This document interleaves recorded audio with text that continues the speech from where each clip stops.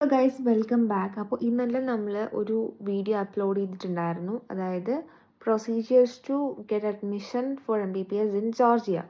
അപ്പോൾ ആ ഒരു വീഡിയോൻ്റെ സെക്കൻഡ് പാർട്ടാണ് നമ്മുടെ ഇന്നത്തെ വീഡിയോ. ഞാൻ അതിൽ പറഞ്ഞിട്ടുണ്ടായിരുന്നു സെക്കൻഡ് പാർട്ട് അപ്ലോഡ് ചെയ്യാൻ. സോ സെക്കൻഡ് പാർട്ടാണ് ഇന്നത്തെ വീഡിയോ. അപ്പോൾ നിങ്ങൾ ഫസ്റ്റ് പാർട്ട് കണ്ടിട്ടില്ല എന്നുണ്ടെങ്കിൽ ഉറപ്പായിട്ടും പോയി കണ്ടു നോക്കുക. കണ്ടു നോക്കിയിട്ട് ഈ ഒരു സെക്കൻഡ് പാർട്ട് കാണുകയാണെന്നുണ്ടെങ്കിൽ നിങ്ങൾക്ക് കൂടുതൽ കാര്യങ്ങൾ മനസ്സിലാക്കാനായിട്ട് പറ്റും. സോ എന്തായാലും വീഡിയോ കണ്ടു നോക്കുക. ഓഫർ ലെറ്റർ കിട്ടിക്കഴിഞ്ഞാൽ പിന്നെ നമുക്കൊരു എക്സാം ഉണ്ടാവും. എക്സാം 2 എക്സാം ആയിട്ടാണ് ഉണ്ടാവുക.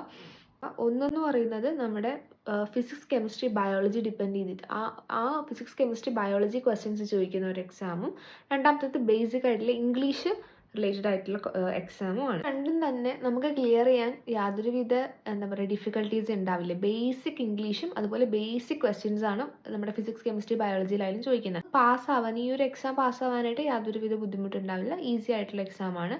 ആൻഡ് ഇത് നമ്മൾ എഴുതി കഴിഞ്ഞാൽ പിന്നെ നമ്മൾ യൂണിവേഴ്സിറ്റിയിൽ ഒഫീഷ്യലായിട്ട് എൻറോൾമെൻറ്റ് കഴിഞ്ഞു.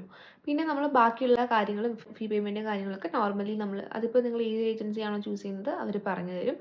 ഇനി പിന്നെ നിങ്ങൾ ചെയ്യാനുള്ളതെന്ന് വെച്ച് കഴിഞ്ഞാൽ സർട്ടിഫിക്കറ്റും കാര്യങ്ങളൊക്കെ നിങ്ങൾക്ക് അറ്റസ്റ്റ് ചെയ്യാനുണ്ട്. സോ അത് ന്യൂഡൽഹിയിൽ പോയിട്ട് ആണ് അറ്റസ്റ്റ് ചെയ്തിട്ട് വരിക. അതിന് അറൗണ്ട് ഒരു 15 to 20 ഡേയ്സ് അറ്റസ്റ്റ് ചെയ്യാൻ തന്നെ വേണ്ടി വരും. അതിൽ തന്നെ നിങ്ങളുടെ 10th സർട്ടിഫിക്കറ്റ്, 12th സർട്ടിഫിക്കറ്റ്, പിന്നെ നിങ്ങളുടെ സ്പോൺസർഷിപ്പ് അഫിഡവിറ്റ് എന്ന് പറഞ്ഞിട്ടുള്ള ഒരു ഡോക്യുമെൻ്റ് ഉണ്ട്.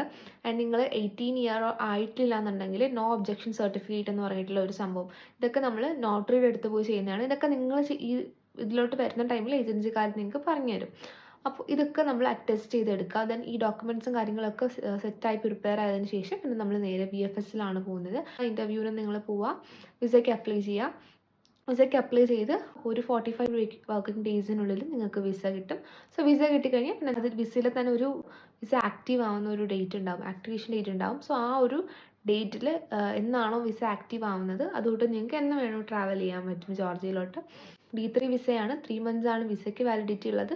ഇവിടെ വന്നതിന് ശേഷം നമ്മളത് TRC ആയിട്ട് കൺവേർട്ട് ചെയ്യും. സോ ഇത്രയൊക്കെയാണ് ബേസിക് ആയിട്ടുള്ളൊരു കാര്യം. അപ്പോൾ നിങ്ങൾക്ക് എന്തെങ്കിലും ഡൗട്ട് ഉണ്ടെങ്കിൽ കമൻറ്റിൽ ചോദിക്കുക. ഓൾസോ ഞാൻ എൻ്റെ Instagram ID സ്ക്രീനിൽ കൊടുത്തേക്കാം. അപ്പോൾ എന്തെങ്കിലും ഡൗട്ട് ഉണ്ടെങ്കിൽ ചോദിക്കാവുന്നതാണ്. അപ്പോൾ നിങ്ങൾക്ക് വീഡിയോ ഇഷ്ടമായിട്ടുണ്ടെങ്കിൽ എപ്പോഴും പറയുന്ന പോലെ നിങ്ങൾ സപ്പോർട്ട് ചെയ്യുക, ലൈക്ക് ചെയ്യുക. ഈ ഒരു ഇത് റിലേറ്റഡ് ആയിട്ടുള്ള കാര്യങ്ങൾ ആർക്കെങ്കിലും അറിയണം എന്നുണ്ടെങ്കിൽ നിങ്ങൾ ഷെയർ ചെയ്ത് കൊടുക്കുക. സോ കമൻറ്റ് ചെയ്യുക.